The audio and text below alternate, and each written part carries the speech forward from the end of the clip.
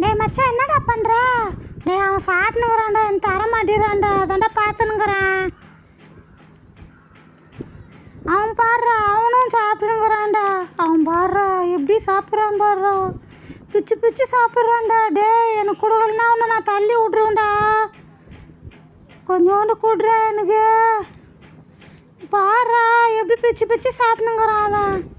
டேய், கொஞ்சோண்டு கூடுறா மச்சான், பாடுறா. டே கொஞ்சோண்டு கூடுறா. எப்படி சாப்பிட்றான் போது அமுக்கு அமுக்கு அமுக்குன்னு. இதே என்ன முறைக்காதுடா. நான் என்னடா பண்ண உன்ன?